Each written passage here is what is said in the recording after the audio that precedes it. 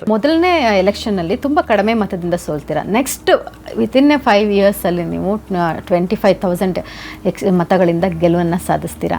So ಮೊದಲ ಸೋಲು ನಿಮಗೆ ಕಲಿಸಿದಂಥ ಪಾಠ ಏನು ಸರ್? ಸೋಲಿನಿಂದ ಕುಗ್ಗದೆ, ಸವಾಲುಗಳಿಗೆ ಜಗ್ಗದೆ, ವಿರೋಧಕ್ಕೆಂದು ಬಗ್ಗದಂಥ ಗಟ್ಟಿತನವ ಬೆಳೆಸುವ ಅಂತ ಹಾಡನ್ನು ಕೇಳಿಕೊಂಡೇ ಬೆಳೆದವ್ರು ನಾವು. 7-8 ರೌಂಡ್ಗಳ ಕಾಲ ನಾವು ಲೀಡೇ ಇದ್ವಿ. ಕಡೆ 3 ರೌಂಡಲ್ಲಿ ನಾವು ಟ್ರಯಲಿಗೆ ಹಿಂದಕ್ಕೆ ಬಿದ್ವಿ. ಲಾಸ್ಟಿಗೆ 800 ಚಿಲ್ಲರೆ ಓಟ್ನಲ್ಲಿ ಸೋತೆ.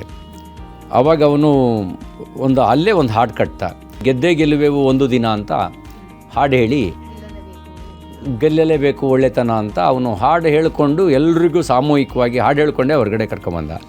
ನಾವು ಹಂಗೆ ಹಾಡು ಹೇಳ್ಕೊಂಡು ಬರ್ತಾಯಿದ್ರೆ ಹೊರಗಡೆ ಇದ್ದ ನಮ್ಮ ಕಾರ್ಯಕರ್ತರು ಅಳ್ತಾಯಿದ್ರು. ಅವತ್ತೇ ಸಂಕಲ್ಪ ಮಾಡಿದ್ವಿ. ಮರುದಿನದಿಂದಲೇ ನಾನು ಹಳ್ಳಿಗಳಿಗೆ ಹೋಗೋಕ್ಕೆ ಪ್ರಾರಂಭ ಮಾಡಿದೆ. ಯಾವ ಊರಲ್ಲಿ ಓಟ್ ಹಾಕಿರಲಿಲ್ಲ.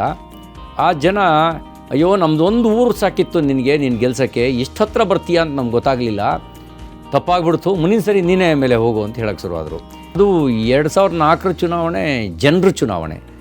ಅದು ಬರೀ ಪಕ್ಷದ ಚುನಾವಣೆನಲ್ಲ, ನನ್ನ ಚುನಾವಣೆ ಮಾತ್ರ ಅಲ್ವೇ ಅಲ್ಲ. ಅದು ನಾನು ನಿಮಿತ್ತ ಮಾತ್ರ. ಜನರ ಚುನಾವಣೆ. ಜನನೇ ಓಟ್ ಹಾಕಿ ಗೆಲ್ಲಿಸಿತ್ತು, ಜನನೇ ದುಡ್ಡು ಕೊಟ್ಟಿದ್ದು, ಎಲ್ಲರೂ ಜನರೇ ಮಾಡಿದ್ದು.